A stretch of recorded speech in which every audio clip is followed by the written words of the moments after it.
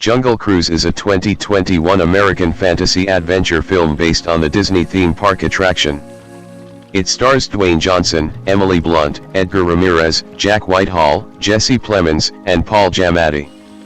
Directed by Jaume Collet-Serra from a screenplay by Ficarra, John Requa, and Michael Green, It tells the alternate history of the captain of a small riverboat who takes a scientist and her brother through a jungle in search of the Tree of Life while competing against a German expedition, and cursed conquistadors. Plans for a feature film based on the Jungle Cruise ride began in 2004. The project lay dormant until 2011. The original version fell through, and Johnson joined in 2015. Blunt and the rest of the cast joined in 2018 in a revamped version, with filming taking place in Hawaii and Georgia, from May through September that year. The score was composed by James Newton Howard. Following a year of post-production and a year of further delay due to the COVID-19 pandemic, Jungle Cruise premiered at Disneyland Resort on July 24, 2021, and was released in the United States on July 30, simultaneously in theaters and digitally. The film received mixed reviews, and was a box office disappointment, grossing $221 million against a production budget of $200 million. It also made $66 million over its first 30 days on Disney Plus Premier Access. A sequel is in development, with Johnson and Blunt set to reprise their roles. Plot. In 1556, Don Aguirre leads Spanish conquistadors to South America to search for the Tears of the Moon, a mythical tree whose flowers can cure illness and lift curses, believing it may save his ill daughter. After many conquistadors die, the Pucamichana tribe heals the survivors with the tree's flowers. The tribal chief refuses to reveal the tree's location, so Aguirre stabs him and burns the village. The dying chief curses the conquistadors, making them immortal and unable to leave sight of the Amazon River without being dragged back by the jungle itself. In 1916 London, MacGregor Houghton presents his sister Dr. Lily Houghton's research of the tree to the Royal Society, which bars women members. The Houghtons hope to revolutionize medicine and aid the British war effort, so they request access to a recently acquired arrowhead that Lily believes can locate the tree in Lagrimas de Crystal B but are denied. Lily steals the arrowhead, narrowly evading Prince Joachim, who is equally intent on finding the tree for himself and Germany. After arriving in Brazil, Lily and MacGregor hire skipper Frank Wolff to guide them down the Amazon. Frank, who offers jungle cruises embellished with fake dangers, initially declines, citing the dangerous river and jungle, but reconsiders upon seeing the arrowhead. The trio departs after escaping Joachim's submarine. While snooping through Frank's cabin below deck, Lily discovers his research of the tree, but he insists he stopped searching long ago. They are captured by cannibals that are actually the Pucamichana who work for Frank as part of his contrived jungle cruise. Angered, Lily distrusts Frank and decides to find the tree herself. Tribal chief trader Sam translates the symbols on the arrowhead, revealing the tree's location at La Luna Rota Sea and that it only blooms under a blood moon. Meanwhile, Joachim locates the conquistadors petrified inside a cave and partially revives them with Amazon water. Aguirre agrees to bring Joachim the arrowhead in exchange for lifting the curse when he finds the flowers. Joachim diverts river water to flood the cave, which reanimates Aguirre and his conquistadors and infuses them with rainforest elements. The conquistadors attack the tribe and Aguirre stabs Frank through the heart. Lily flees with the arrowhead, chased by conquistadors, but the jungle vines pull them back to the river before they can catch her. To the Houghtons' amazement, an alive Frank soon reappears and reveals he is also a cursed conquistador. He helped search for the tree to save Aguirre's daughter but sided with the tribe against Aguirre's brutality. After years of endless fighting, Frank trapped his vengeful comrades in the cave away from the river, petrifying them. Failing to find the tree, Frank remained tied to the river, becoming a tour guide and building a village. Lily and Frank travel to La Luna Rota and discover a submerged temple containing the tree. Meanwhile, Joachim has captured MacGregor and forces him to reveal Lily's location. Frank, the Houghtons, the Germans, and the conquistadors all converge at the tree. Discovering the arrowhead is a locket containing a red gem, Lily inserts the two pieces into carvings in the bark. The tree briefly blooms under the blood moon. As a fight ensues, Lily recovers one flower. The German soldiers drown, Joaquim is crushed by a falling rock, and Frank crashes his boat into the temple to block the river, petrifying himself and the rest of the conquistadors to save Lily. Realizing her true feelings for Frank, Lily sacrifices the flower to lift the curse and restore his mortality. The moon's last beam blooms a single flower, which Lily takes for research. Returning to the village port, Frank sells his business and leaves the Amazon to be with Lily. Returning to Britain, Lily becomes a full professor at the University of Cambridge and sends MacGregor on her behalf to reject an invitation to join the Royal Society. Lily and Frank then explore London together as she teaches him how to drive a car. Cast: Dwayne Johnson as Frank Wolf/Francisco Lopez de Heredia, a shrewd and cynical but ultimately noble steamboat skipper who reluctantly agrees to guide two explorers on their quest for the mythical tree. He eventually reveals his true name and identity as Francisco, Aguirre's adopted brother and one of the cursed conquistadors, forever trapped by the Amazon River. He is a trained cartographer who has spent centuries searching for the tree to break the curse that made him immortal so he can die peacefully.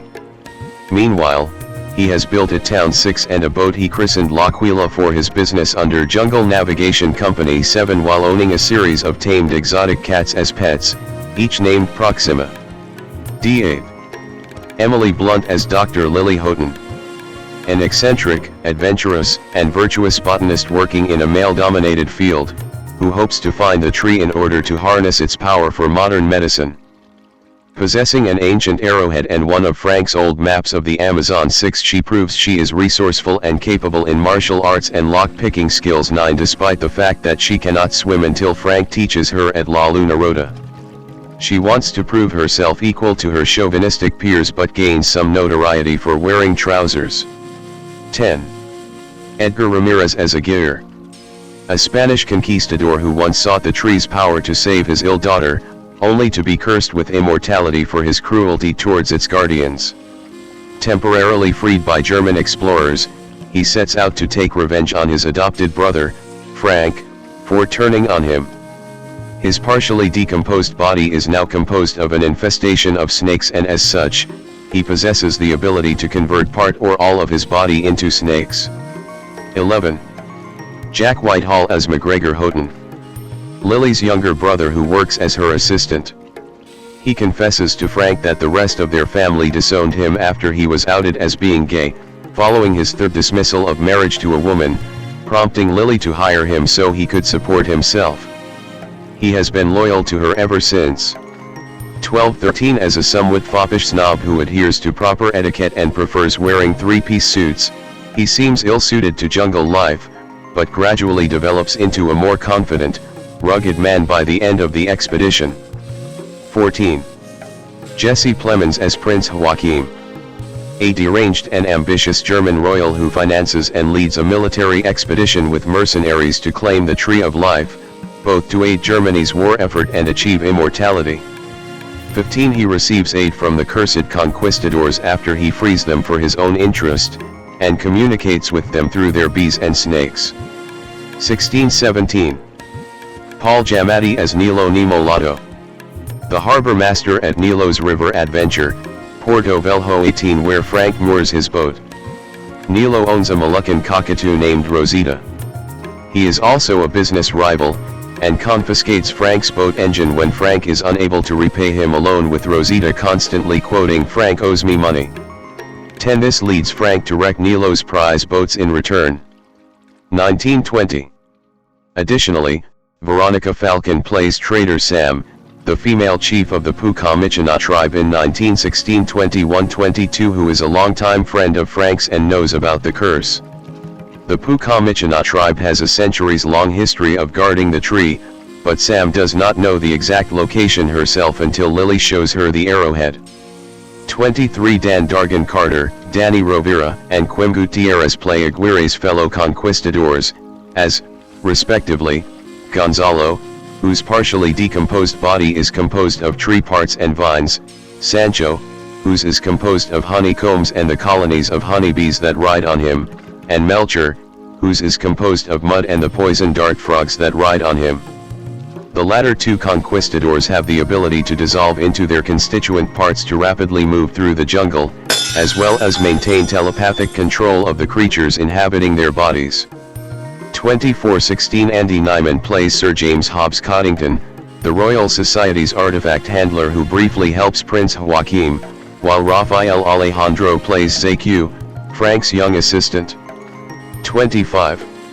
Other characters include the chief of the Pucamichana tribe in 1556, played by Pedro Lopez, who cursed the conquistadors, and his daughter, played by Sulam Calderon, who protects the artifact away from the jungle. 26 Also, stunt actor Ben Jenkin was on set for the motion capture of Proxima, Frank's devoted pet jaguar. She is one of a series of exotic South American cats rescued and trained by Frank that were all given the same name. Out of fear and later affectionately, McGregor nicknames her Murder Cat. 27-28.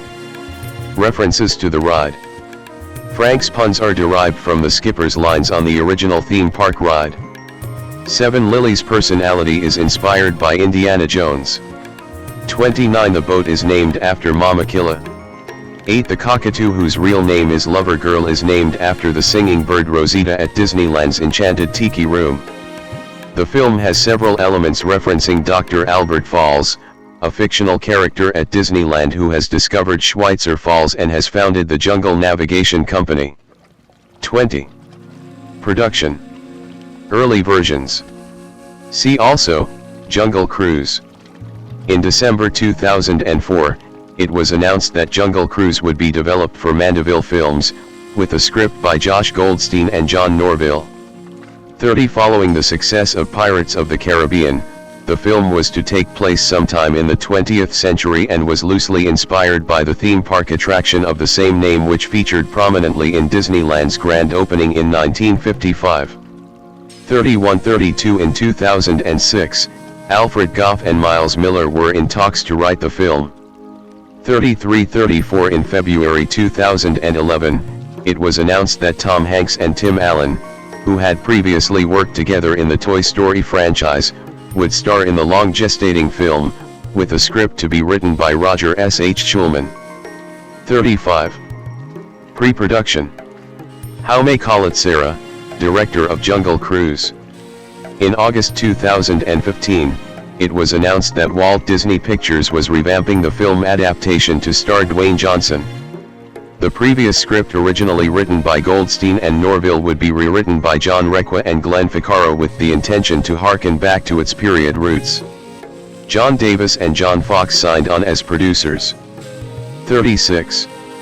Johnson, who did a lot of research before getting into the role. 37 announced in April 2017 that he would co-produce the film under his 7 Bucks Productions. 38 And he expressed his interest in having Patty Jenkins helm the project. 39 However, in July 2017, Jaume Collet-Serra was announced as the director of the film. 40 In January 2018, Michael Green was reported to have rewritten the script, previously worked on by J.D. Payne and Patrick McKay. Also, Emily Blunt signed on. 41 As Johnson wanted her to be his co-star. 2 Blunt was paid between $8 to $10 million for her involvement. 42. Casting. Edgar Ramírez plays the role of Edgar. In March 2018, an open casting call was made for the other characters in the film, including men and women of all ethnicities between ages 17 to 100 and children between 6 and 14 years old. 43. In the same month, Jack Whitehall was cast as the brother of Blunt's character. 44-45 6 months later, it was reported that he would have a coming-out scene in the film with Johnson. 12 This would be the second incidence of a gay character in a live-action Disney film, the first being Ellie Fu, portrayed by Josh Gad, in the 2017 adaptation of Beauty and the Beast.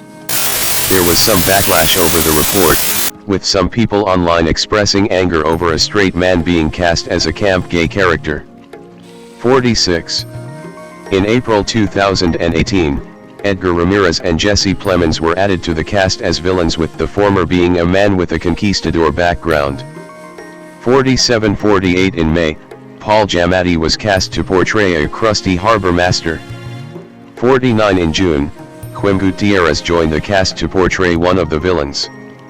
50 In July, it was announced that Veronica Falcon, Danny Rovira, and Andy Nyman had joined the cast.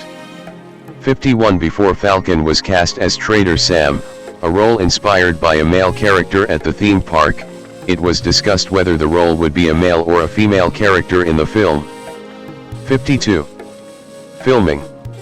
The first span of the shoot began on May 16, 2018, in Hawaii. 53 Where a port town was set up at Kapea Reservoir, Kauai, near Wailua Falls. 54-55 The set took 1 month to scout, 2 months to design, and 4 months to build, dress, and landscape while being challenged by the flood rains. 56 Other shoot locations include the town of Lihu, the Kauai Plantation Railway, and Hulia Stream. 57 After 7 weeks, the shoot then moved for a major course at Blackhall Studios, Atlanta, where a pool was set up in a large tank like the river, as well as the jungle in it. 58 Some scenes were also filmed at the Oxford College of Emory University. 57. 239 feet 12 meters boats were built for easy logistics in filming at both the locations, revealed production designer Jean-Vincent Puzos. 59 Paco Delgado said that while some of the suits are original from the 20th century, the costumes for the main characters and the tribals were specially made for the film, for which he researched the cultures of different tribes in the Amazon. He said that Amelia Earhart was the inspiration for Blunt's costume. 60-61 Joel Harlow did makeup for 400 background characters to detail their appearance whether with a sunburn or an insect bite, also he made tattoo designs for 65 tribal characters. 62 Tanoi Reed and Miles Humphus were Johnson's stunt doubles while Lauren Shaw was Blunt's. 63. The film's cinematographer Flavio Martinez Lebiano revealed that the blue screen technology was used. Magenta-tinted lights were used for a sequence of the tree. He also wanted to show colorful London in the summer unlike many other films which depict London in winter when it's foggy and it's blue. 64-65 ARRI Alexa SXT Plus cameras were used, with specially designed Panavision C-series anamorphic lenses. 58-66 To shoot the underwater sequence, a puzzle set was built in the second tank, and then it was filled with water. Underwater cinematographer Ian Seabrook said that it took about 2 weeks to shoot simultaneously while the main cast was also busy shooting in the first tank, so the stunt doubles had to be present there too. He said that while Johnson was a strong swimmer, Blunt showed no fear despite being a novice in acting underwater. In any case, the water tank had emergency exits for her to the right and the left of the camera. The set had to be pulled out of the water by a crane so he handheld the camera throughout. 66-67-68. Filming wrapped on September 14, 69 with about 95 days of principal photography. 64 A few reshoots took place before June 2019 70-71 which took 3 weeks in Atlanta. 24 Johnson shared that the film pays homage to the African Queen, Romancing the Stone, and Indiana Jones. 72. Post-production. Ethan van der Ryn and Eric Edal served as the sound designers, while Joel Negrin served as the film editor. 24 With DNEG 73 Industrial Light and Magic 74 Rodeo FX 75 Rising Sun Pictures 17 and Weta Digital 76 providing the visual effects, along with the third floor. 77 It took about a year in the post-production stage 58 but was shut down in March 2020 due to the pandemic, however, it resumed in the summer and was completed in September 2020. 24. The color of the Amazon River is very distinctive.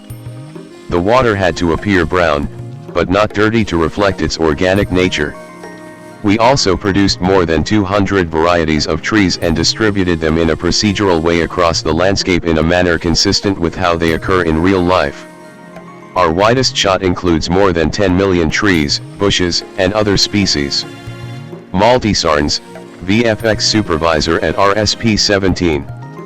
After filming and before the post-production phase, the teams were sent to the Amazon rainforest, Brazil, and Costa Rica forest, where they recorded the actual surroundings, including pristine wildlife and hundreds of species of exotic birds, so the background effects library can be created for the film, using different types of microphones, including ambisonic and parabolic. 24-17 two Alexa Minis, a drone, and several cameras were used for the reference photography and footage, which took about 3 weeks. 78. The port town, the water, and the jungle were all built on a limited scale and were extended through CGI to create backgrounds. Plate shots were also captured at the Colorado River.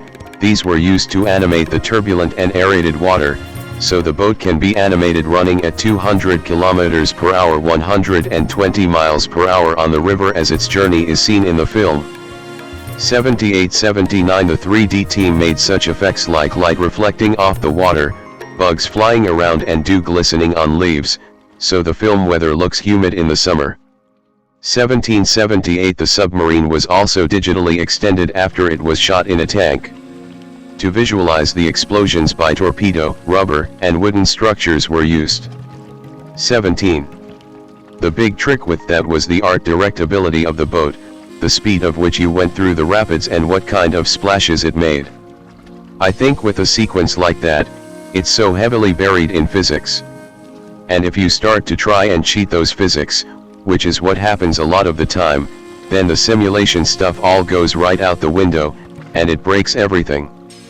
Luke Miller, VFX supervisor at Weta Digital 79. To portray the character of Proxima, a stunt actor in a Jaguar morph suit, as well as a stuffed toy, were on set. To animate it for the film, a collection of plates from Big Cats was used with most references taken from a female jaguar in San Diego Zoo, before its 3D modeling and sculpting, with details like a mark on her forehead, a folded over ear, and the muscle and skin system. Other animals were also observed to create its reaction to interactions. A pet cat also made an appearance as baby Proxima. 28-24-80 In sequences of the Pink River dolphins, each one was animated separately to build its own character. 81 While the piranhas were also created with CGI. 67-80. To animate the conquistadors, each character was built with different body parts to make it not completely human. Materials were gathered to study the actual movements of the snakes for the animation. 17 And the character was made serpentine, with sounds of the snake recorded from pressurized air releases. The frogs were recorded from Costa Rica forest for the mud guy, while honeycomb dripping sound was used for the beehive guy.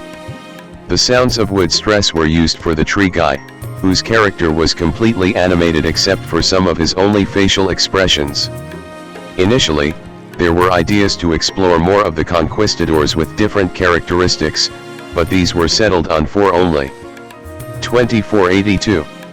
The scene for the Tree of Life was animated after taking inspiration from banyan trees, baobabs, Angkor Wat, and native South American trees to give it an ancient look.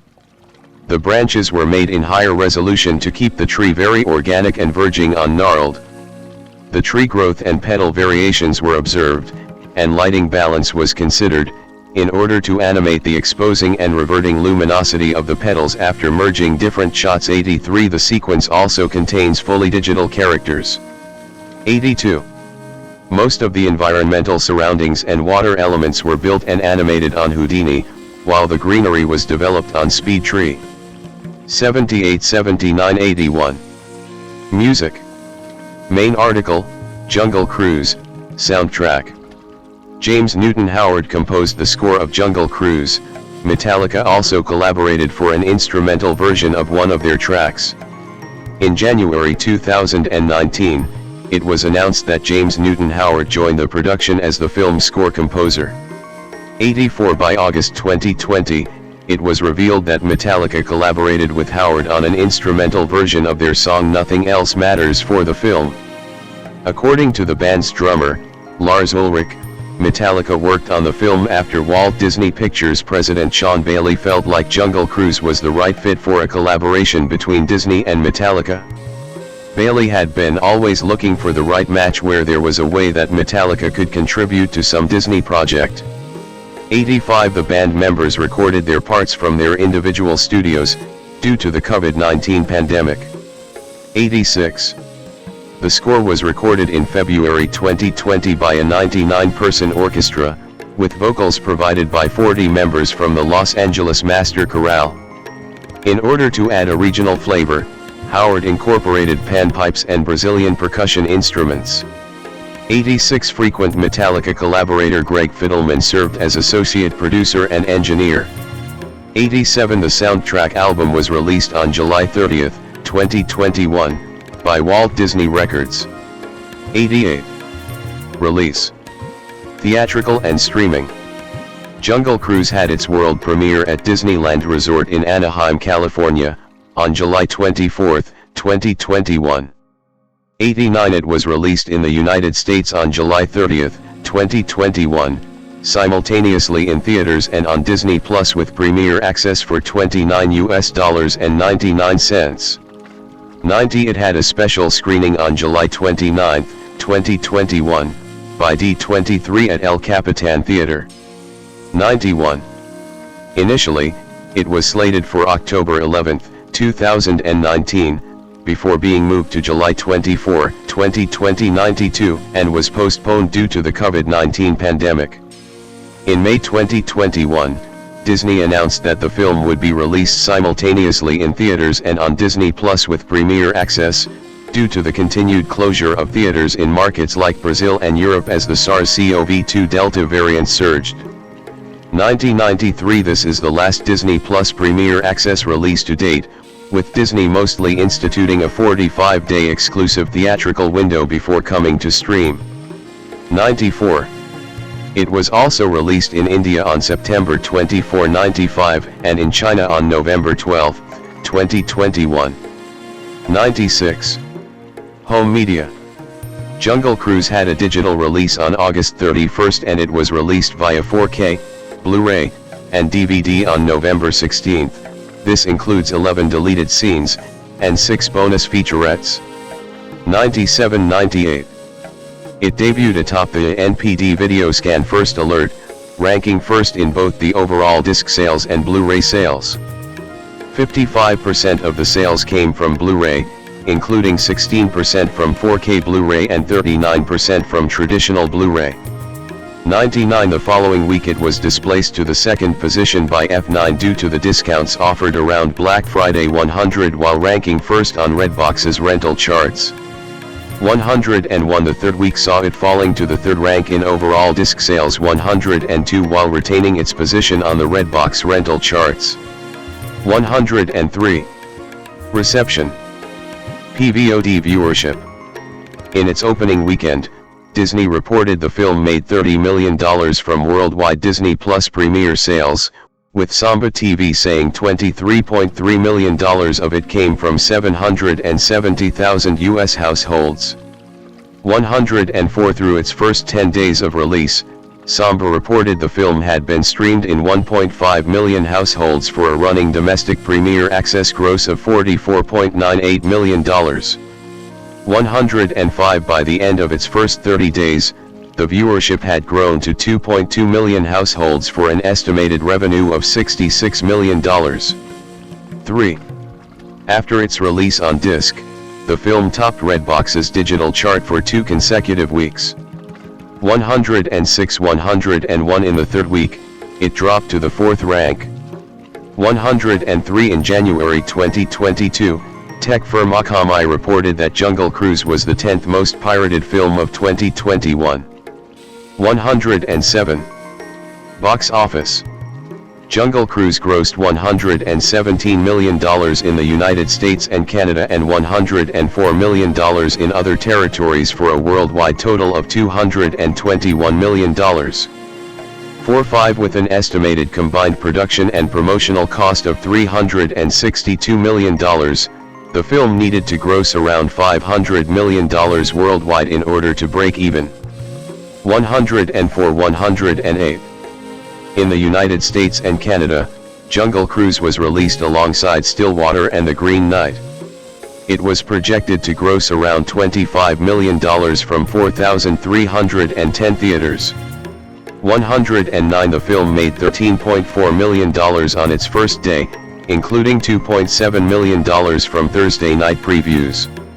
It went on to slightly overperform, debuting at $35 million to top the box office.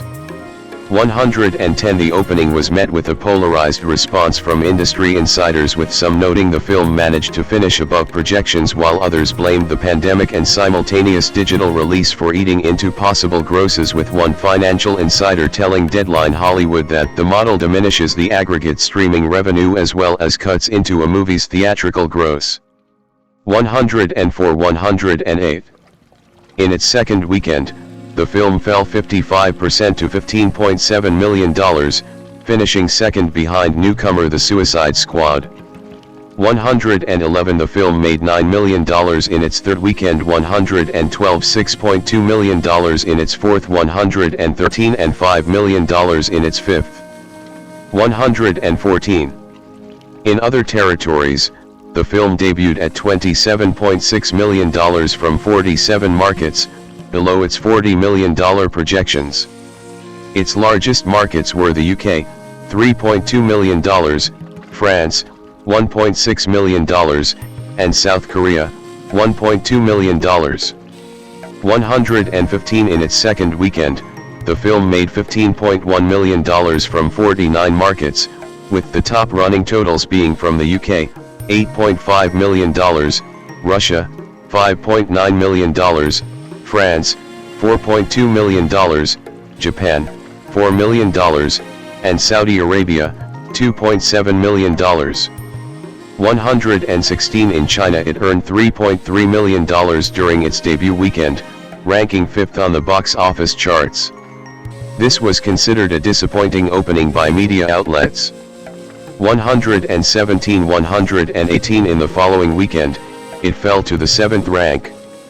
119. Critical response. On the review aggregator website Rotten Tomatoes, 62% of 348 critics' reviews are positive, with an average rating of 6/10. The website's consensus reads, "Its craft isn't quite as sturdy as some of the classic adventures it's indebted to, but Jungle Cruise remains a fun, family-friendly voyage." 120.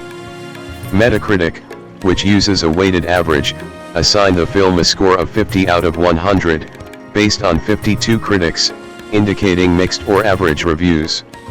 121 audiences polled by CinemaScore gave the film an average grade of A on an A+ to F scale, while Post-Track reported that 80% of audience members gave it a positive score, with 60% saying they would definitely recommend it. 104. Writing for Variety, Owen Gleiberman praised Johnson and Blunt's chemistry and said that the film is a little good old-fashioned and it pelts the audience with entertainment in such a lively yet bumptious way that at times you may wish you were wearing protective gear. 122. Corey Coleman and Martin Thomas of Double Toasted both gave it a relatively positive review, even going so far as to predict that other critics would negatively critique it simply because of its premise. However, they were both split on the portrayal of Jack Whitehall's character. While Thomas found it as a positive step forward for LGBT characters, Coleman found it somewhat campy and unnecessary. 123. Rolling Stone reviewer David Fear gave the film 2.5/5 stars and called it an attempt to sell the Magic Kingdom's vintage boat ride as the next big endless summer movie thing, adding that Blunt's tart apple crisp of a comic performance pairs nicely with Johnson's beefcake served with a side of ham. 124. In the New York Times, Jeanette Katsoulis wrote a negative review that the film is a soggy mess with a mostly unintelligible plot, adding that it exhibits a blatantly faux exoticism that feels as flat as the forced frisson between its two leads. 125. Writing for ABC News, reviewer Peter Travers commented that made up of spare parts from better movies and at over 2 hours in length, the film will be tough on short attention spans.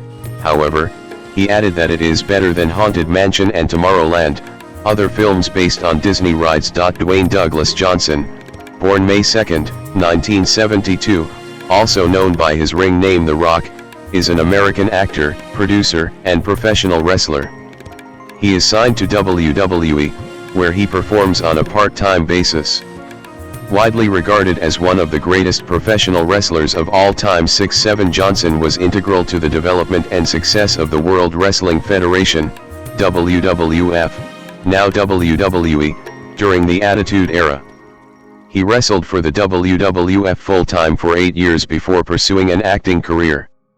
His films have grossed over $14.9 billion worldwide, making him one of the world's highest-grossing and highest-paid actors.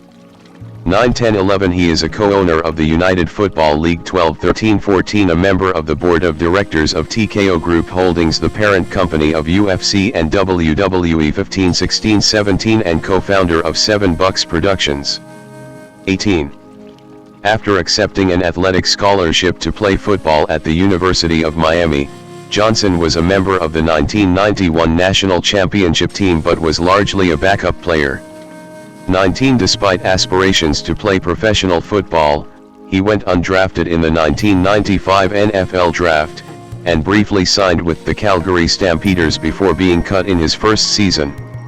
20 In 1996, his father assisted in helping him secure a contract with the WWF. 1 Johnson quickly rose to global prominence, aided by a gimmick he employed as a charismatic trash talker. Johnson left the WWE in 2004, he returned in 2011 as a part-time performer until 2013 and made sporadic appearances from there on until his retirement in 2019-21. In 2023, he returned once again on a part-time basis. A 10-time world champion including the promotion's first of African-American descent. 22 He is also a 2-time Intercontinental Champion, a 5-time Tag Team Champion, the 2000 Royal Rumble winner, and WWE's 6th Triple Crown Champion. Johnson headlined multiple pay-per-view events, including WWE's flagship event WrestleMania 6 times, 15, 16, 17, 28, 29, and 40, Night 1, which includes the most bought professional wrestling pay-per-view, WrestleMania 28, and main event the most watched episodes of WWE's flagship television series, Raw and SmackDown. 23-24. Johnson's first film role was in The Mummy Returns, 2001. The next year, he played his first leading role in the action fantasy film The Scorpion King. He has since starred in family films The Game Plan, 2007, Race to Witch Mountain, 2009, Tooth Fairy, 2010, Jumanji, Welcome to the Jungle, 2017, Jumanji, The Next Level, 2019, and Jungle Cruise, 2021, and the action films Journey to The Mysterious Island, 2012, G.I. Joe, Retaliation, 2013, Hercules, 2014, Skyscraper, 2018, San Andreas, 2015, and Rampage, 2018. He also starred in the action comedy films Get Smart, 2008, Central Intelligence, 2016, Baywatch, 2017, and Red Notice, 2021. His role as Luke Hobbs in the Fast and Furious films, beginning with Fast 5, 2011, helped the franchise become one of the highest grossing in film. 25 He joined the DC Extended Universe by playing the title role in Black Adam, 2022. 26 He has also voiced Maui in the Disney animated film Moana, 2016, and its sequel Moana 2, 2024, and will reprise the role in the 2026 live-action remake. Johnson produced and starred in the HBO comedy drama series Ballers, 2015 to 2019, 27 and the autobiographical sitcom Young Rock, 2021 to 2023. His autobiography, The Rock Says, was released in 2000 and was a New York Times bestseller. 28-29 In 2016 and 2019, Time named him as one of the world's most influential people. 30-31. Early life and education. As a senior at Freedom High School in Bethlehem Township, Pennsylvania, Johnson was a member of the school's football, track, and field, and wrestling teams when, he says, his thought process started to change. That's when I started thinking about goals and what I wanted to accomplish. Johnson was born in Hayward, California 3233 on May 2, 1972-34, the son of former professional wrestler Rocky Johnson, born Wade Douglas Bowles, 3536, and Matanyafigay Maliata Adafida Semanu, ne Mabia. 3738. Growing up, he briefly lived in Grey Lynn in Auckland, New Zealand, with his mother's family. 39, where he played rugby. 40, and attended Richmond Road Primary School before returning to the U.S. 39. Dwayne's father, Rocky Johnson. Johnson's father was a black Nova Scotian with a small amount of Irish ancestry. 41, 42, 43, and his mother is Samoan. 44, 45, 46. His father and Tony Atlas were the first black tag team champions in WWE history, in 1983. 47, 48. Johnson's uncle Ricky was also a wrestler. 49. His mother is the adopted daughter of Peter Mavia, who was also a professional wrestler. 50. Johnson's maternal grandmother Leah was one of the first female pro wrestling promoters, taking over Polynesian Pacific Pro Wrestling after her husband's death in 1982 and managing it until 1988. 51, 52. Through his maternal grandfather Mavia, Johnson is a non-blood relative of the Anoi wrestling family. 53, 54, 55, 56, 57. In 2008, he inducted his father and grandfather into the WWE Hall of Fame. 58. Johnson attended Montclair Elementary School in Charlotte, North Carolina, and then moved to Hamden, Connecticut, where he attended Shepherd Glen Elementary School and then Hamden Middle School. 59, 60. He attended President William McKinley High School in Honolulu and then Glencliff High School and McGavock High School, both in Nashville, Tennessee, and then Freedom High School in Bethlehem Township, Pennsylvania, in the Lehigh Valley region of the state, where he graduated in 1990. 61. At Freedom High School, Johnson initially struggled and was drawn into a culture of conflict and petty crime. By age 17, he had been arrested several times for fighting, theft, and check fraud, and was suspended 2 weeks for fighting. 62. An article in the local newspaper labeled him a troubled teenager with a history of run-ins with police. But Freedom High School football coach Jody Quick saw athletic potential in Johnson, and recruited him to join the school's football team, where he played defensive tackle, an experience that proved to be a significant personal transformation for Johnson. My thought process started to change. That's when I started thinking about goals and what I wanted to accomplish, he has since said about his high school football experience. 19. In addition to playing football, Johnson also was a member of Freedom High School's track and field and wrestling teams. 35. By his senior year at Freedom High School, Johnson had played only 2 years of football, but was offered a full athletic scholarship offer from the University of Miami, whose football program was beginning to emerge as one of the nation's top-level NCAA Division I teams. 19. Football career. College career. Dwayne Johnson. Number 94, Miami Hurricanes. Position defensive tackle. Height 6 feet 5 in, 1.96 m. Career information. High school Freedom High School, Bethlehem, Pennsylvania. College. Miami, FL, 1990 to 1994. Awards and highlights. National champion, 1991. As he did in high school, Johnson continued to play defensive tackle at the University of Miami, where he was a member of the Miami Hurricanes 1991 team, which won that year's national championship.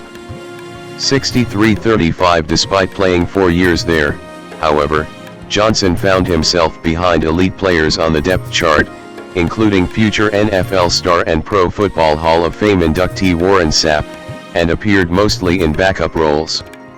64-65. In his time at Miami, Johnson played in 39 games with 1 start. He recorded 4.5 sacks and 77 tackles. 65. In 1995, Johnson graduated with a Bachelor of General Studies and a dual major in Criminology and Physiology.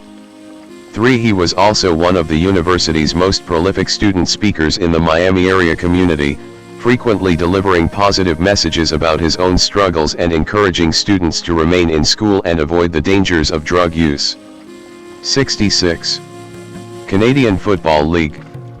After graduating, Johnson was signed by the Calgary Stampeders of the Canadian Football League. Calgary moved him from defensive tackle to linebacker. He was assigned to Calgary's practice roster, but was cut 2 months into Calgary's 1995 season. 35. 67. 68. Professional wrestling career. Early career, 1996. Part of a series on professional wrestling.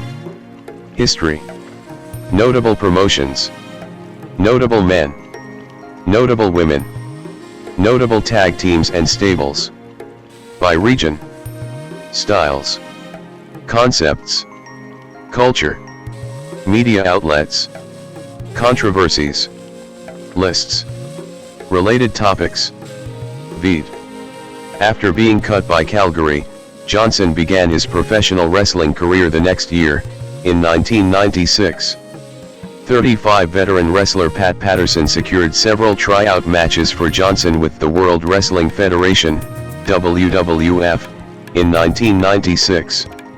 Wrestling at first under his real name, Johnson defeated the Brooklyn Brawler at a house show on March 10, 69 and lost matches to Chris Candido and Owen Hart. 39. After wrestling at Jerry Lawler's United States Wrestling Association under the name Flex Kavanaugh and winning the USWA Tag Team Championship twice with his partner Bart Sawyer in the summer of 1996, Johnson was signed to a WWF contract. He received additional training from Tom Pritchard, alongside H.M. Albrecht and Mark Henry. 539. World Wrestling Federation / World Wrestling Entertainment. Intercontinental Champion, 1996 to 1997. Johnson made his WWF debut as Rocky Maivia, a combination of his father and grandfather's ring names, although announcers acknowledged his real name. 70. He was initially reluctant to take this ring name but was persuaded by Vince McMahon and Jim Ross. 52. 71. He was given the nickname the Blue Chipper, and to play up his lineage, he was hyped as the WWF's first third-generation wrestler.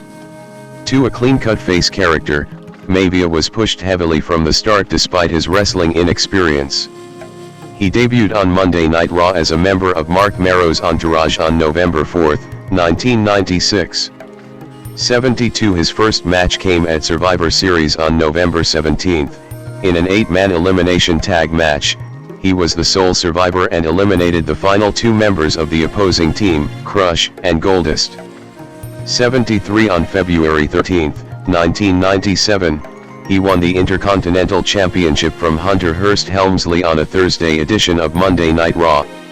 74. 75. 76. Maivia then successfully defended the title against Helmsley at In Your House 13, Final 4 on February 16. Johnson's first WrestleMania match came at WrestleMania 13 on March 23, where he was victorious in his Intercontinental Championship defense against the Sultan. WWF fans started to reject his character and push from the company. 77. He defeated Bret Hart by disqualification in a title defense on the March 31 episode of Raw is War. 78. Behind the scenes, Hart mentored Johnson for his first year in WWF 79 and refused to be booked to take the title from him. 80. On April 20, at In Your House 14, Revenge of the Taker, he lost to Savio Vega by countout but retained the title. Audiences became increasingly hostile toward Maivia, with chants of "Die, Rocky, die" and "Rocky sucks" being heard during his matches. 152. After losing the Intercontinental Championship to Owen Hart on the April 28 episode of Raw is War 81, Maivia suffered a legitimate knee injury in a match against Mankind in June and spent several months recovering. 1. Nation of Domination, 1997 to 1998. See also, Nation of Domination. Upon returning in August, Maivia turned heel by lashing out at fans who had been booing him and joining Farouk, D'Lo Brown, and Kama in the stable called the Nation of Domination. 82 He then refused to acknowledge the Rocky Maivia name, instead referring to himself in the third person as The Rock, though he would still be billed as The Rock Rocky Maivia until 1998. The Rock would then regularly insult the audience, WWF performers, and interviewers in his promos. 82. At D-Generation X, In Your House on December 7, Stone Cold Steve Austin defeated The Rock in under 6 minutes to retain the Intercontinental Championship. 83 The next night on Raw is War, Austin was ordered by Mr. McMahon to defend the title in a rematch, but forfeited it to The Rock instead, handing him the title belt before hitting him with the Stone Cold Stunner. 84-85 The Rock feuded with Austin and Ken Shamrock through the end of 1997 and beginning of 1998.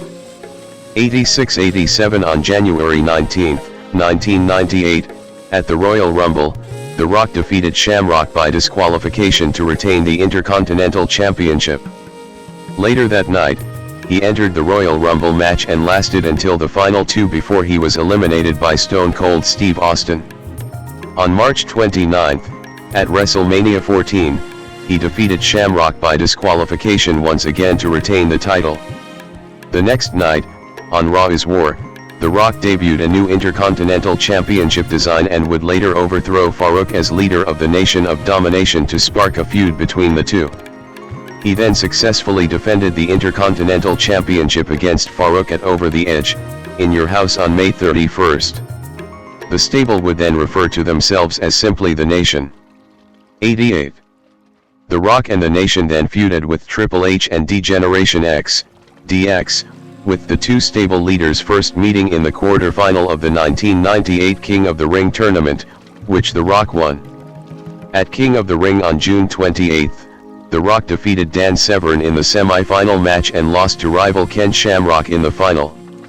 The Rock then resumed his feud with Triple H, as the two had a 2 out of 3 falls match at Fully Loaded, In Your House on July 26 for the Intercontinental Championship, which The Rock retained in controversial fashion. 89 This led to a ladder match at SummerSlam on August 30, where The Rock lost the title to Triple H. 90. In the latter half of 1998, The Rock saw a big uptick in fan support.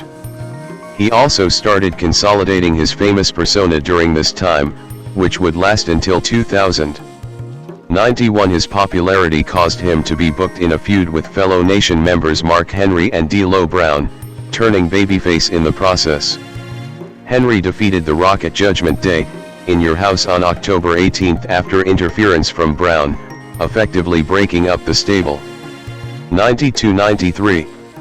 WWF Champion and Rise to Superstardom, 1998-2000. See also, The Corporation and Rock and Sock Connection. As part of the Corporation, The Rock feuded with Stone Cold Steve Austin and stole Austin's personalized WWF Championship and his Smoking Skull belt. The Rock was then entered into the Deadly Game tournament for the vacant WWF Championship. The finals occurred at Survivor Series on November 15, where The Rock defeated Vince McMahon's associate, Mankind, to win his first WWF Championship. 94-95 A double turn then occurred as The Rock turned heel again after allying with Vince and Shane McMahon as the crown jewel of their stable, the Corporation, after the McMahons betrayed Mankind. 94-96 On December 13, at the pay-per-view named after him, Rock Bottom, In Your House, The Rock had a rematch with Mankind for the WWF Championship. Mankind appeared to win the match when The Rock passed out to the mandible claw submission move, but Vince McMahon ruled that since The Rock did not tap out, he retained his title. 96-97. In the main event of the January 4, 1999, episode of Raw is War, Mankind defeated The Rock for the championship after interference from Stone Cold Steve Austin. 98 Then at the Royal Rumble on January 24, The Rock regained the title in an I Quit match, a type of submission match that only ends if one of the combatants says I quit on a microphone. Intended to show a vicious streak in The Rock's character, The Rock hit Mankind in the head with a steel chair 11 times instead of the scripted 5 shots already being risky. Most wrestling matches in the Attitude Era involving steel chairs had at most 2 or 3 shots to the head. After the 5th shot, Mankind was still ringside instead of 2/3 up the entrance ramp where he was supposed to be, and after the 11th shot, which knocked Mankind out, a recording of Mankind saying "I quit" from an earlier interview was played over the public address system. 99-100 On January 31st, during an episode of Sunday Night Heat, The Rock and Mankind participated in an empty arena match, a match that took place in an arena with 22,000 empty seats where any part of the facility could be used to contest the match. After 20 minutes of chaotic brawling in the ring, the stands, a kitchen, the catering area, an office, the arena corridors and finally a basement loading area, Mankind pinned The Rock using a forklift truck to win the WWF Championship. 101 The two faced off again, at St. Valentine's Day Massacre, in Your House on February 14th, in a last man standing match which ended in a draw, meaning Mankind retained the title. Their feud ended on the February 15th Raw is War, when The Rock won his third WWF Championship in a ladder match after a debuting Big Show interfered on his behalf. 102-103 The Rock then lost the WWF Championship to Stone Cold Steve Austin at WrestleMania 15 on March 28. 104. The Rock's popularity was fueled by his charisma and speaking abilities, which led to many catchphrases and merchandising opportunities. The Rock's popularity continued to grow and audiences still cheered for him even though he was a heel. He then lost the title rematch against Stone Cold Steve Austin at Backlash, in Your House on April 25.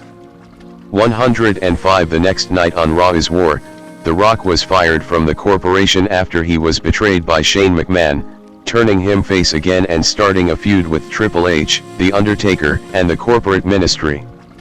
On April 29, 1999, WWF aired the pilot episode of SmackDown, a term derived from one of The Rock's catchphrases. In the episode, The Rock continued his feud with the corporate ministry. This led to a match with Triple H, at Over the Edge on May 23, which The Rock won 106, and a match for the WWF Championship against The Undertaker, at King of the Ring on June 27, which The Rock lost. 107 The Rock then lost a number 1 contenders match to Triple H, at Fully Loaded on July 25, after interference from Mr. Ass Billy Gunn. 108 The Rock then defeated Gunn in a Kiss My Ass match at SummerSlam on August 22. The Rock was also given the privilege of having his own signature match, like The Undertaker with the Buried Alive match, Kane with the Inferno match and Mankind with the Boiler Room Brawl. The Brahma Bull Rope match, a variant of a strap match, was a normal singles match where the components are tied together with the rope used for cattle farming, and the rope and its attached cowbell could both be used as weapons. The Rock contested this match twice, both times in Texas, vs Triple H in Dallas, and vs Al Snow in Houston. 109. Shortly after SummerSlam, The Rock began teaming with former opponent Mankind and the two became known as The Rock and Sock Connection. 110 They became WWF Tag Team Champions for the first time after defeating The Undertaker and Big Show for the titles on the August 30 episode of Raw is War. 111-112 The two performed a number of critically acclaimed comedic skits together, including one called This Is Your Life, which saw Mankind bring parody versions of people from The Rock's past on television, such as his high school girlfriend and his high school football coach, only to have The Rock insult them. The segment earned an 8.4 Nielsen rating, one of the highest ratings ever for a Raw segment. 113 The two lost the titles back to Undertaker and Big Show on the September 9 episode of SmackDown, and won them back from them on the September 20 episode of Raw is War. 114-115 The Rock and Mankind then lost the titles to the New Age Outlaws on the very next episode of SmackDown. 116 The Rock and Mankind would win the tag titles for the third and final time after beating the New Age Outlaws on the October 14th episode of SmackDown, before losing the titles to the Holly Cousins on the October 18th episode of Raw is War. 118 At the Royal Rumble on January 23, 2000, The Rock entered the Royal Rumble match and was one of the final two remaining, along with Big Show.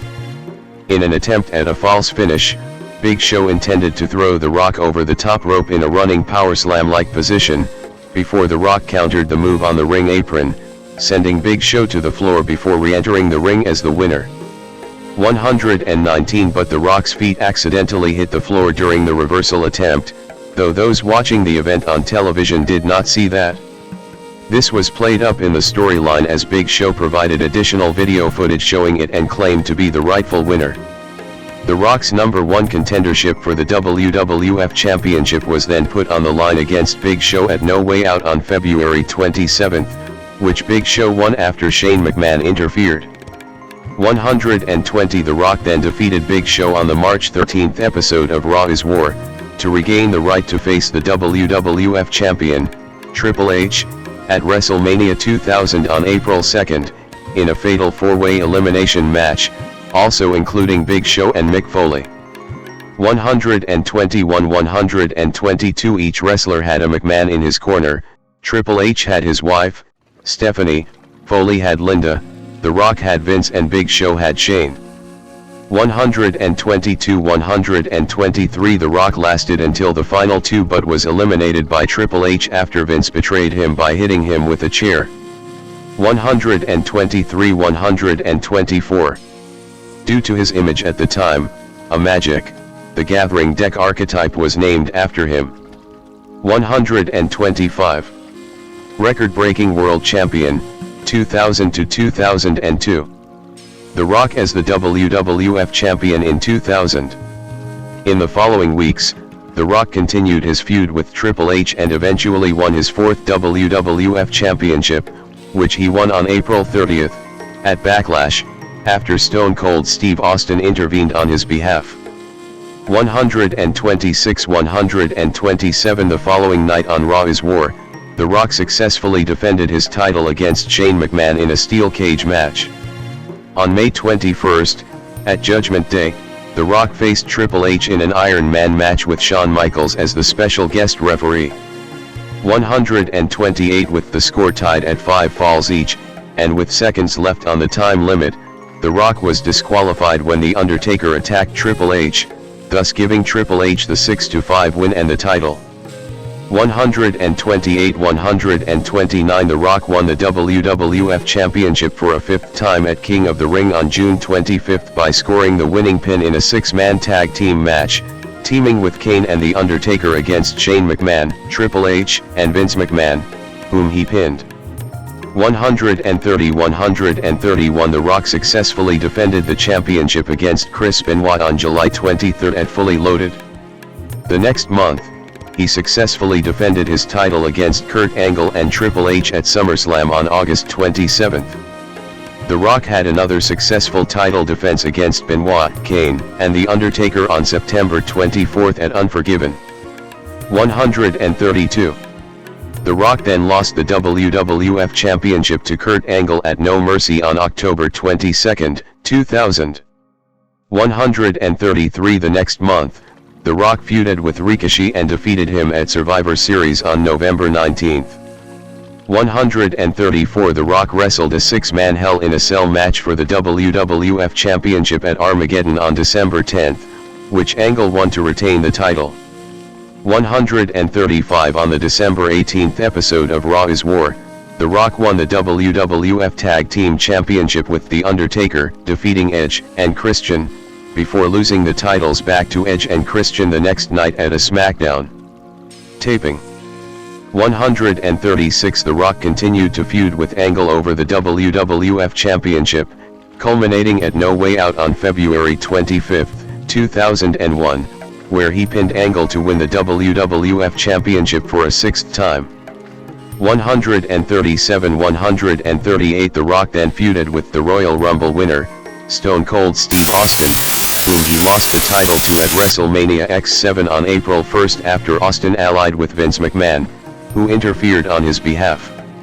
104 On the next night's Raw is War, during a steel cage title rematch, Triple H attacked The Rock, allying with McMahon and Austin and helping Austin retain the championship.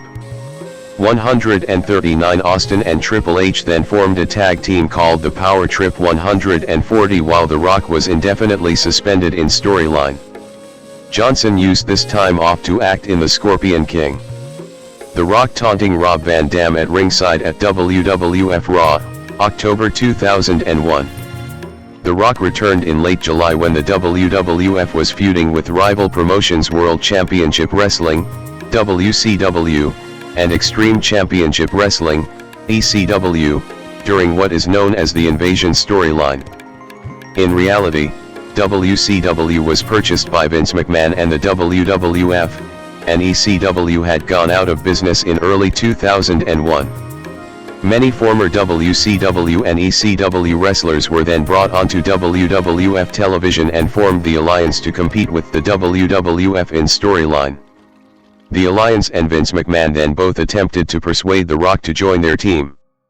The Rock then aligned with McMahon and the WWF. The next month, The Rock defeated Booker T at SummerSlam on August 19 to win the WCW Championship for the first time. 141-142 He later lost the title to Chris Jericho at No Mercy on October 21. 143-144 The next night on Raw, he teamed with Jericho to win the WWF Tag Team Championship from the Dudley Boyz. The two then lost the tag titles to Booker T and Test on the November 1, 2001, episode of SmackDown. 145 The Rock defeated Jericho on the November 5 episode of Raw for his second WCW Championship. 146. As part of the WWF's battle against the Alliance, The Rock wrestled in a winner-takes-all 5-on-5 elimination tag team match at Survivor Series on November 18 where the losing team's company would be dissolved in storyline. He was a member of Team WWF along with Chris Jericho, The Undertaker, Kane, and Big Show. The Alliance's team consisted of Stone Cold Steve Austin, Kurt Angle, Booker T, Rob Van Dam, and Shane McMahon. In the end, it came down to a one-on-one between The Rock and Stone Cold Steve Austin. The Rock seemed to have the upper hand, until his teammate Jericho entered the ring and attacked The Rock. Austin tried to capitalize on this by pinning The Rock, but Kurt Angle revealed his true allegiance by attacking Austin. The Rock then pinned Austin, giving Team WWF the victory and forcing the Alliance to disband. The Rock's WCW Championship was renamed the Unbranded World Championship following the Alliance's loss. 147 At the next pay-per-view, Vengeance on December 9, The Rock lost the World Championship to Jericho, who would then unify the WWF and World titles later that night. 148 The Rock then unsuccessfully challenged Jericho for the now undisputed WWF Championship at Royal Rumble on January 20, 2002. 149. The Rock doing his signature pose before wrestling Hulk Hogan, bottom right, at WrestleMania X8, March 2002. At the next pay-per-view, No Way Out on February 17, The Rock defeated The Undertaker in a singles match. The event also saw the WWF debut of the famed WCW faction New World Order, NWO, which at the time consisted of Hollywood Hulk Hogan, Kevin Nash, and Scott Hall. 150 This later led to a match between The Rock and Hogan at WrestleMania X8 on March 17. The match was billed as Icon vs. Icon, with both men representing the top tier of two generations of wrestling. Ultimately The Rock pinned Hogan at WrestleMania X8 to win the match. 151 Despite The Rock portraying a heroic character and Hogan a villain, a portion of the crowd attending the Skydome was rooting heavily for Hogan. 152-153 In an interview in 2013, Hogan said he and The Rock changed the style of the match on the fly based on the crowd's response. 154 After the introduction of the first ever brand extension, the WWF held a draft lottery on the March 25, 2002, episode of Raw. The Rock was the number 1 overall pick, going to the SmackDown brand before taking a sabbatical from wrestling. 155. The Rock made a surprise return on a June episode of Raw before going to his assigned brand of SmackDown.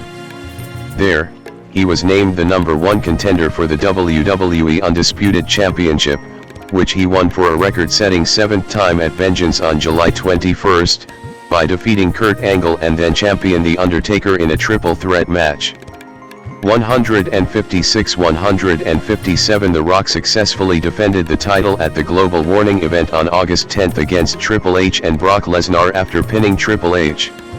158 On August 25, at SummerSlam, The Rock lost the WWE Undisputed Championship to Lesnar along with the record for the youngest WWE champion, which he had set in 1998. 159 In 2018, writing for ESPN.com, Sean Coyle noted in a retrospective review of the event, that following his victory over Hulk Hogan at WrestleMania X8, The Rock started to see a dip in fan support and that dip turned into a plunge by the time The Rock had his match with Lesnar at SummerSlam because fans knew he was leaving WWE to pursue an acting career. 160 As evidenced by the negative crowd response during his match with Lesnar. 161 After SummerSlam ended, The Rock was visibly angry at the crowd reaction. When he tried to do a post-show speech for the crowd, the fans booed him. He eventually cut a short promo, declaring that Sing Along with The Rock is over. 162. The Rock then took time off to kickstart his acting career. 163. Hollywood Rock, 2003. The Rock defeated Stone Cold Steve Austin, left, in Austin's final match at WrestleMania 19 in March 2003. The Rock returned on the January 30, 2003, episode of SmackDown, to set up another match with Hulk Hogan at No Way Out on February 23. 164 Because of negative fan reaction during previous matches as a result of his budding acting career, The Rock turned heel. He also started a new persona that has been called Hollywood Rock, with a new look and a shaved head.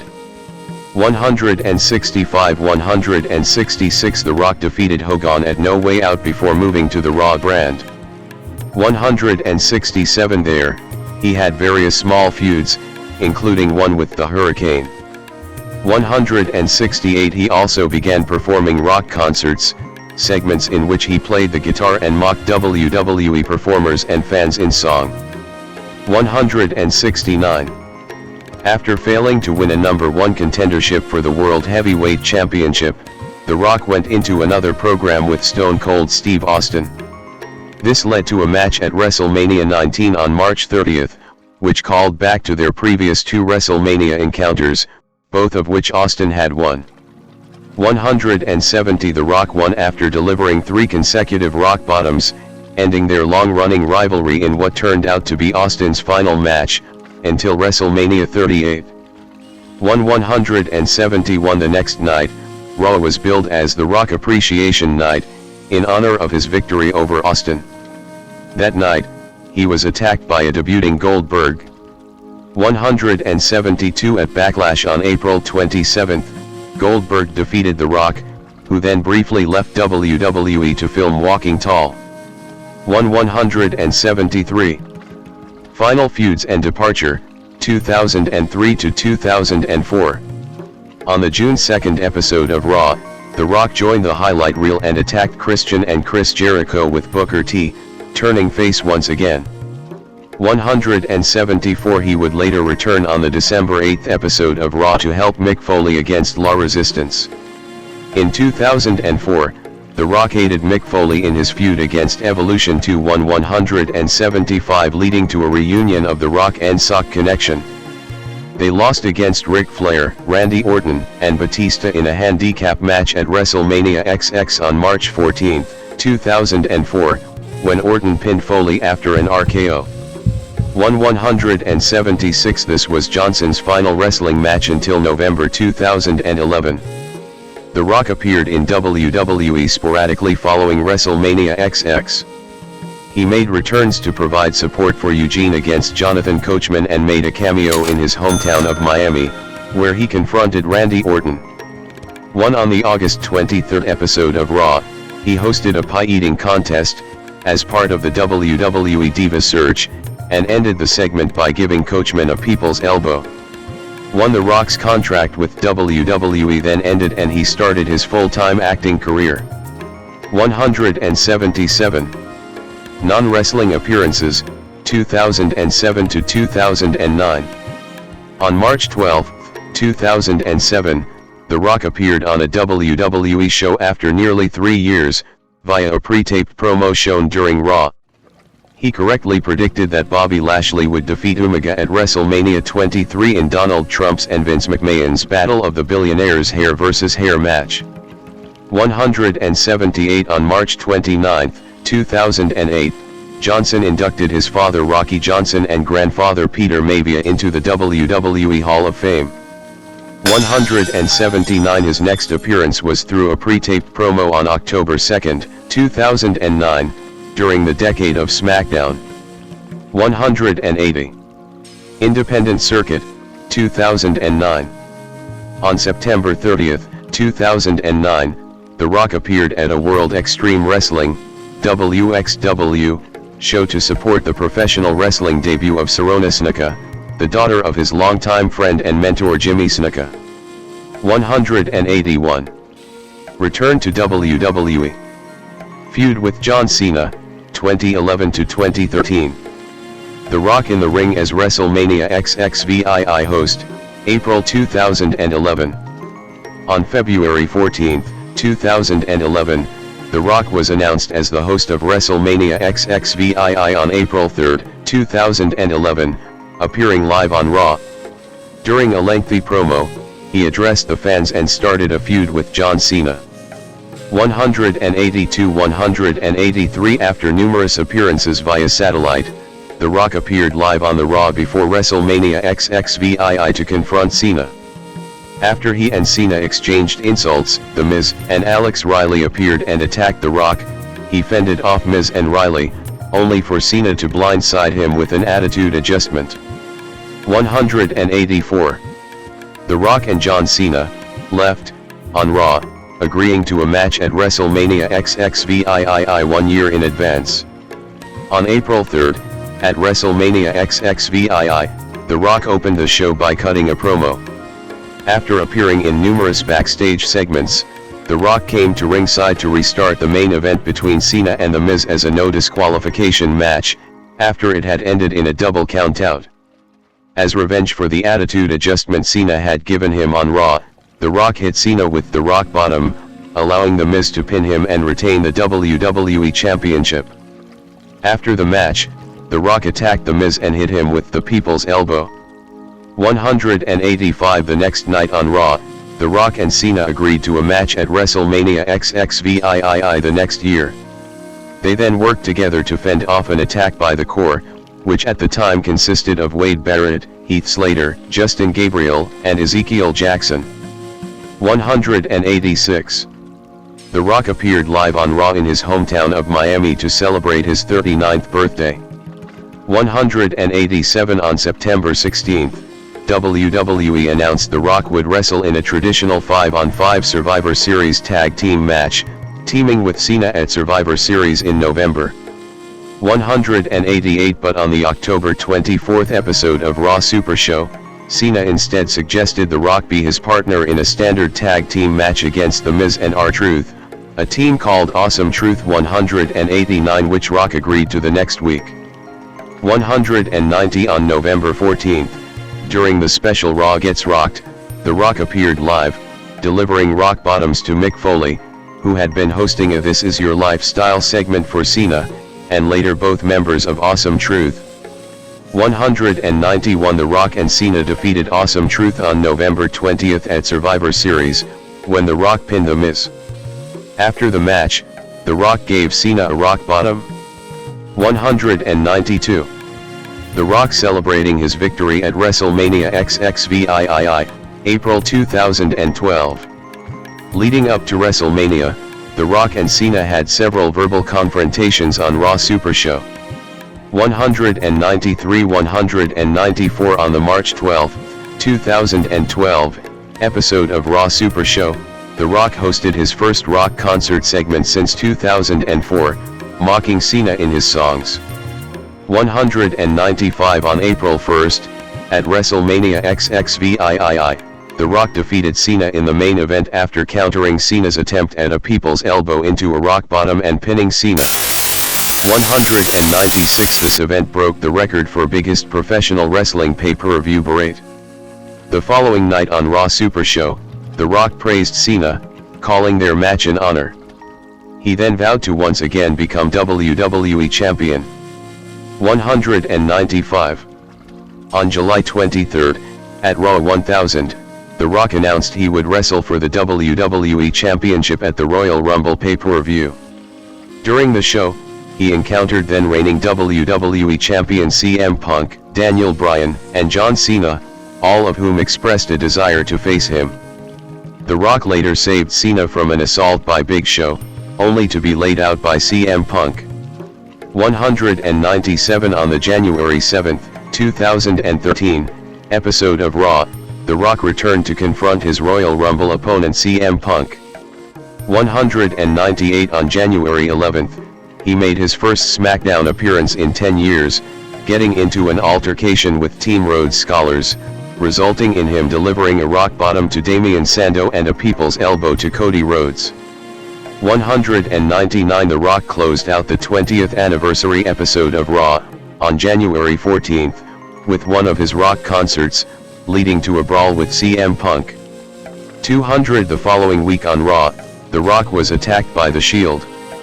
Vince McMahon then asserted that if The Shield attacked The Rock in his title match with CM Punk, Punk would be stripped of the WWE Championship. 201. The Rock revealing the brand new WWE Championship design on WWE Raw, February 2013. On January 27, at the Royal Rumble, CM Punk would seemingly defeat The Rock after the arena lights went out and someone attacked The Rock. Vince McMahon then came out and was about to strip Punk of the championship. However, at The Rock's request, he instead restarted the match. This culminated in The Rock defeating Punk to win his 8th WWE Championship. 202 Punk received a title rematch with The Rock, at Elimination Chamber on February 17, 2013, with the added stipulation that if The Rock was disqualified or counted out, he would still lose the WWE Championship. The Rock would pin Punk to defeat him and retain the championship. 203 The following night on Raw, The Rock unveiled a new WWE Championship design, with a different center plate and removable customizable side plates which had his Brahma Bull logo.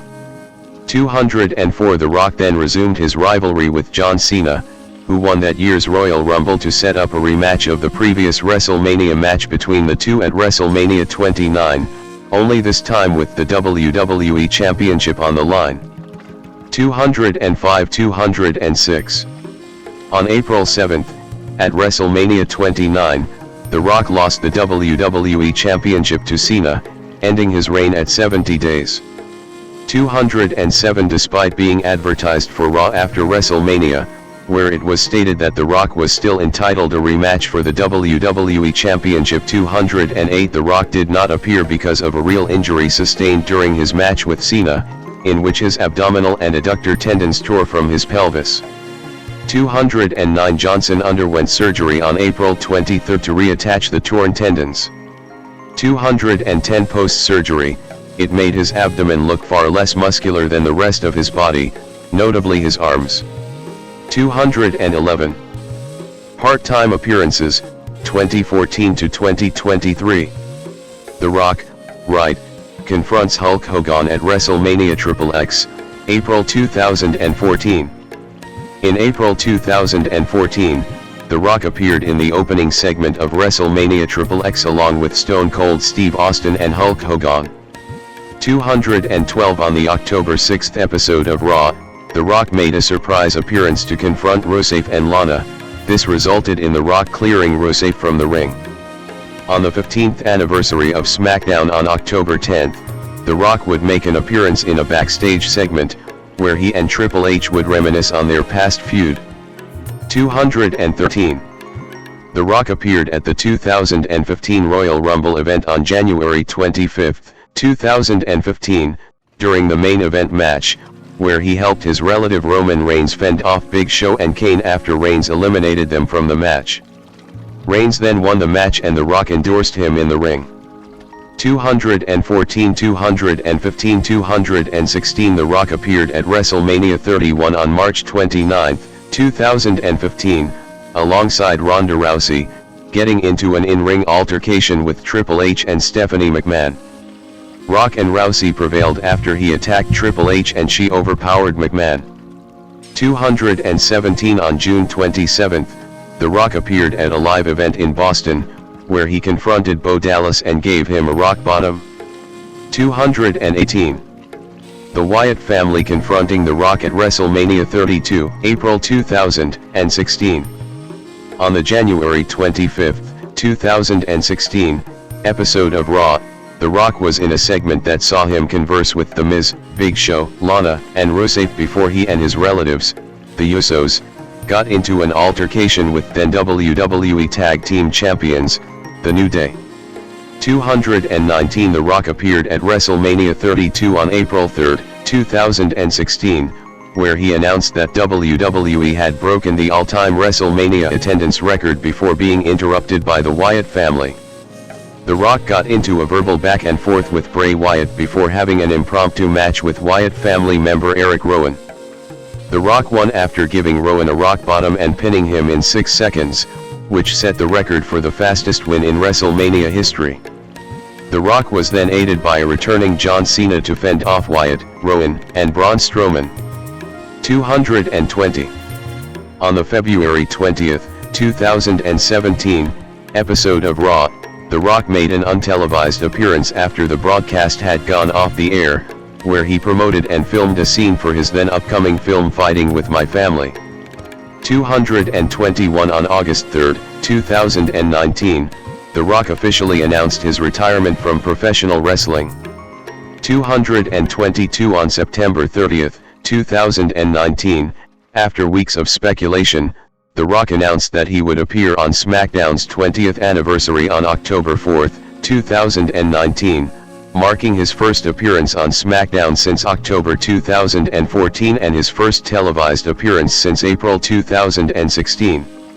223. At the event, he cut a promo with Becky Lynch before they were interrupted by King Corbin. After attacking Corbin, The Rock and Lynch celebrated in the ring. 224. On September 15, 2023, The Rock made a surprise return to SmackDown, in a segment with Pat McAfee and Austin Theory, who Rock took out within the segment. This marked his first televised appearance in WWE since October 4, 2019. 225. The Final Boss, 2024, present. See also, The Bloodline. The Rock and Roman Reigns face-to-face with Cody Rhodes and Seth freakin' Rollins at WrestleMania XL, April 2024. It was teased that a former WWE champion would be appearing on the Day 1 edition of Raw on January 1, 2024. The unidentified champion was at first revealed to be Jinder Mahal, who insulted the crowd before being interrupted by The Rock in his first live appearance on Raw since 2016. 226. The two brawled and The Rock emerged victorious, after which he asked the crowd if he should sit at the head of the table in a direct reference to undisputed WWE Universal Champion Roman Reigns, his relative whose nickname is the head of the table. 227. 228. The Rock also appeared on the February 2 episode of SmackDown, where he confronted Reigns after Royal Rumble winner Cody Rhodes decided against choosing Reigns as his WrestleMania 40 opponent to allow The Rock to face Reigns. 229. This was met by intense backlash from fans who wanted Rhodes to face Reigns, The WrestleMania XL media event on February 8 thus saw The Rock align himself with Reigns, chastise Rhodes for reversing his decision not to choose Reigns as his WrestleMania opponent, and slap Rhodes for speaking out against the Anoa'i family, of which The Rock and Reigns are both members. 230-231 As WWE's chief creative officer Triple H was being interviewed backstage over what had just transpired, The Rock and Reigns walked by and told him to fix it or they would, though Triple H would later appear on SmackDown to stand by Rhodes' decision. 231. The Rock with the People's Championship at the 2024 WWE Hall of Fame induction ceremony in April 2024. On the February 16 episode of SmackDown, The Rock officially joined Reigns' faction The Bloodline. He also debuted a new persona that incorporated facets of his arrogant Hollywood rock incarnation from 2003, such as insulting the audience, wearing gaudy expensive clothes, and entering the arena to a new entrance theme that began with his heroic character's music before transitioning into his Hollywood rock music. 232 He then appeared on the March 1 episode of SmackDown, where he gave his new character the nickname of the Final Boss and issued a challenge to Rhodes and Seth freakin' Rollins. If they beat him and Reigns in a tag team match at WrestleMania Night 1, Rhodes' championship match against Reigns on Night 2 would be free of interference from the Bloodline, but if Rhodes and Rollins lost, the championship match would be contested under Bloodline rules. Rhodes and Rollins accepted the challenge the following week. On the March 25 episode of Raw, The Rock attacked Rhodes backstage, leaving him beaten and bloody in the parking lot. 233 During the 2024 WWE Hall of Fame, The Rock received a People's Championship from Muhammad Ali's wife Lani, which he would begin carrying over his shoulder whenever he appeared on screen. 234 In the Night 1 main event of WrestleMania XL, The Rock and Reigns defeated Rhodes and Rollins. 235 During the Night 2 main event between Reigns and Rhodes, multiple people interfered on behalf of both men. The Rock appeared and hit John Cena with the rock bottom after the two stared each other down, but The Undertaker then appeared and chokeslammed The Rock. Rhodes went on to defeat Reigns for the undisputed WWE Championship. 236 The following night on Raw, The Rock interrupted Rhodes' celebration to congratulate him and reveal that he would be leaving for a while, but would be coming after Rhodes when he returns. This allowed Johnson time off to film the biopic The Smashing Machine. 237-238 During his hiatus, Solo Sikoa became the new leader of the Bloodline, starting the Bloodline Civil War. 239-240 6 months later, in the main event of Bad Blood on October 5, Rhodes and Reigns teamed up to face members of the Bloodline, Solo Sikoa and Jacob Fatu, from which Reigns had been ousted, defeating Sikoa and Fatu with the help of a returning Jimmy Uso. Following the match, The Rock returned and stood at the top of the entrance ramp, where he silently counted to 3 and made a throat-slashing gesture to Reigns, Rhodes, and Uso before leaving. 241 The Rock returned on the Raw premiere on Netflix on January 6, 2025, thanking Rhodes for all his work as the face of the company and hugging him. Later that night, The Rock embraced Reigns after the latter defeated Sikoa to reclaim his Ula Fala and Tribal Chief title. 242 The next night at New Year's Evil, The Rock made his first appearance on the NXT brand. 243-244 He sought advice from his daughter, NXT General Manager Ava, and spoke to Ethan Page. In a promo that closed out the television special, he addressed criticism towards his actions the night before on Raw. 245-246 On the February 21 episode of SmackDown, The Rock made an appearance to announce that WrestleMania 42 would take place in New Orleans, Louisiana, where SmackDown was being taped. The Rock also called out Cody Rhodes, where he offered to elevate Rhodes as a star in exchange for Rhodes' loyalty and cryptically stated that he wanted Rhodes' soul.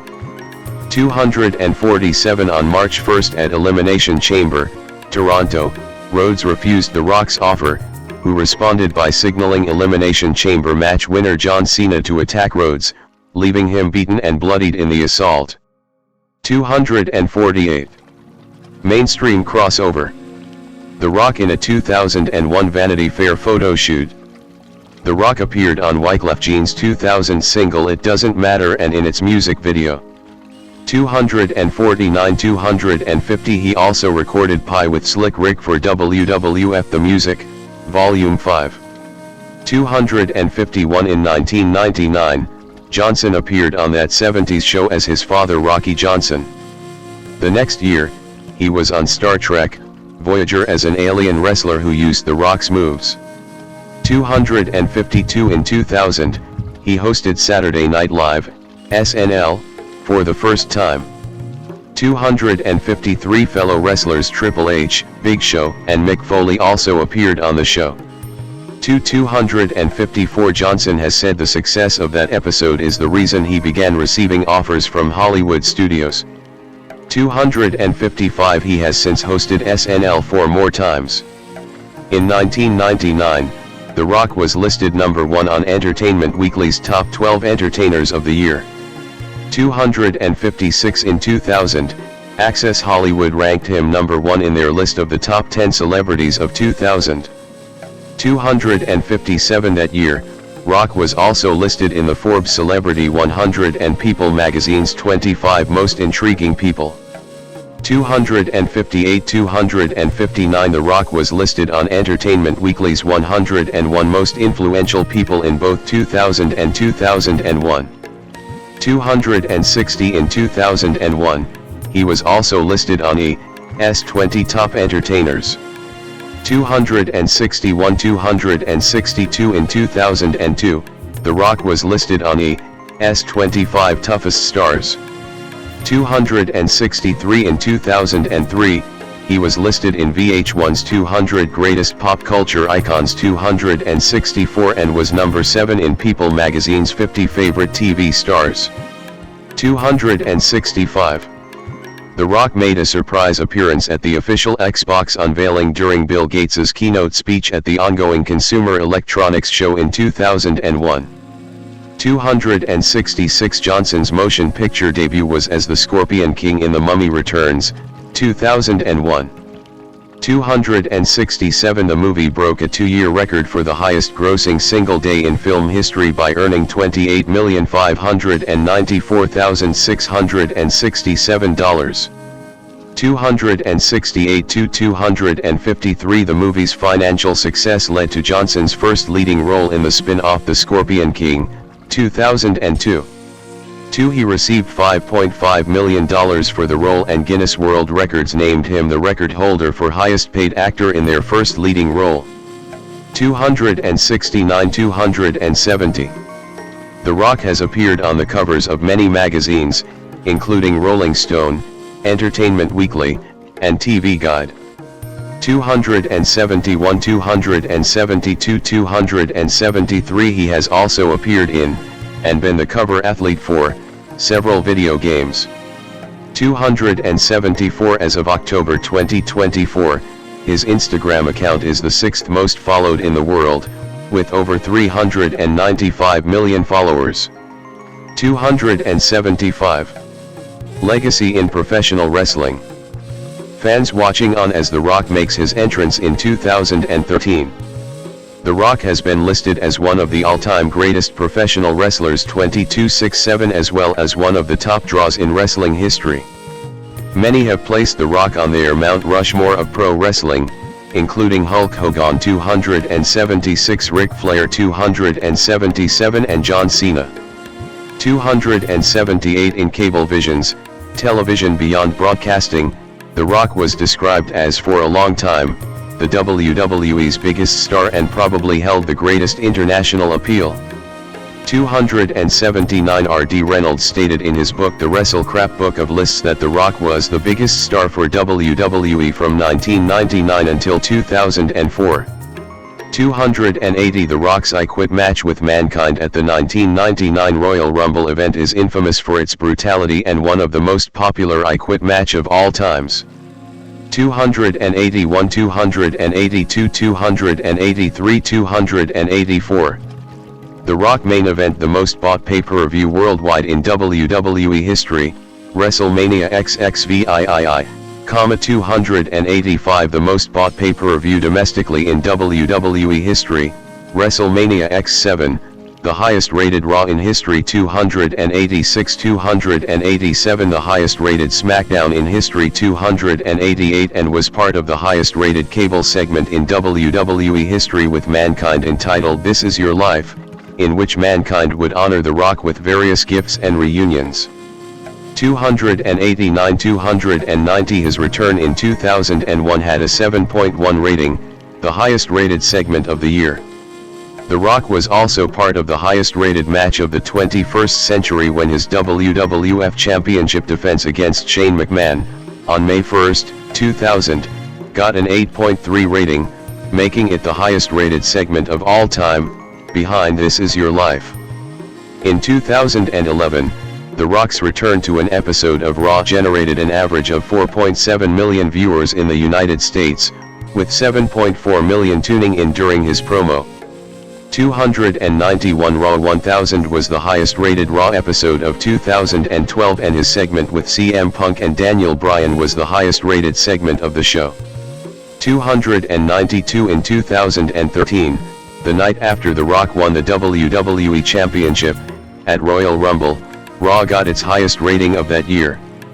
293. Derived from one of his catchphrases Lay the Smackdown, WWE introduced in 1999 its second flagship program, WWE SmackDown, which became television's second longest running weekly episodic program in history. 294 The term SmackDown was included in Merriam-Webster dictionaries in 2007.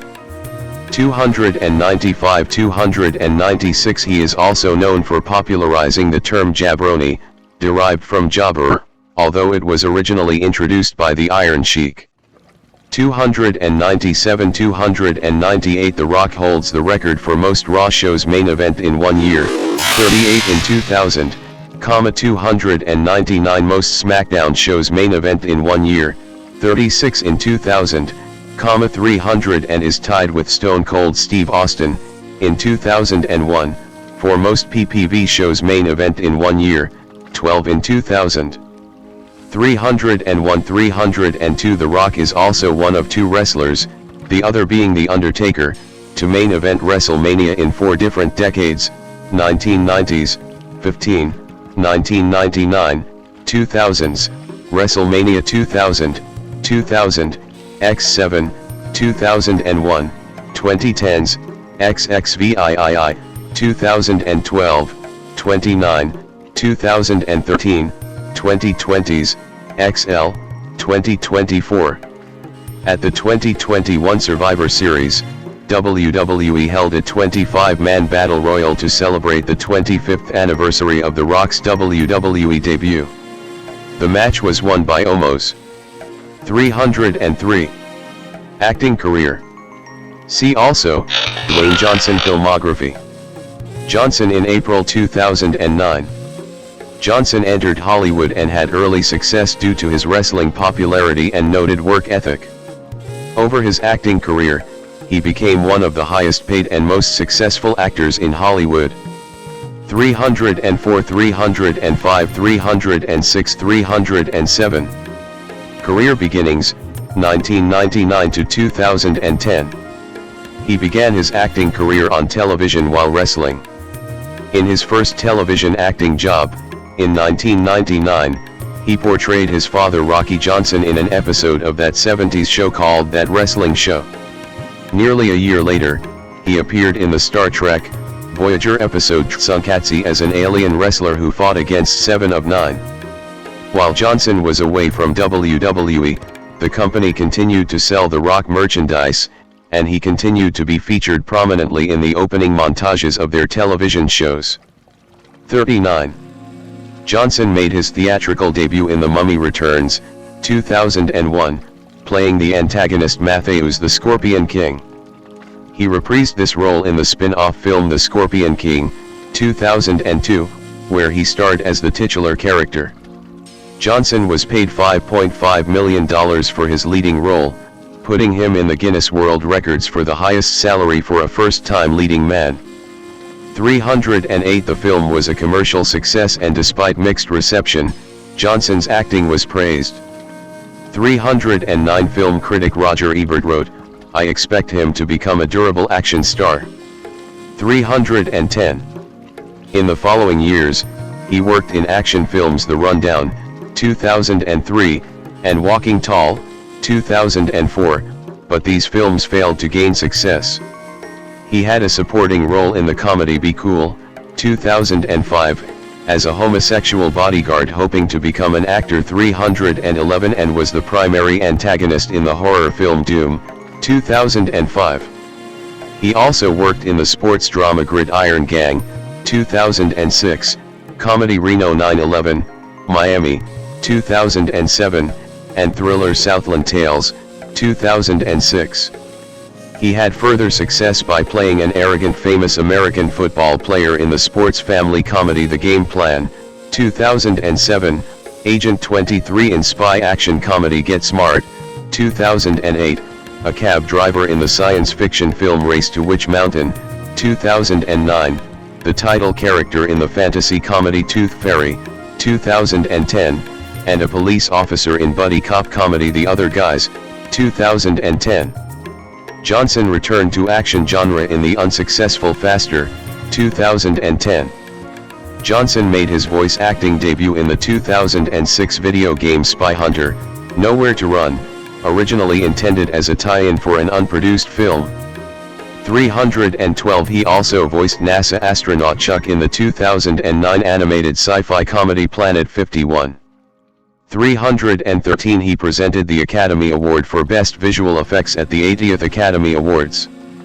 314 Commercial success, 2011 to 2020. Johnson's first big box office success came in 2011, portraying Luke Hobbs in Fast 5, 2011.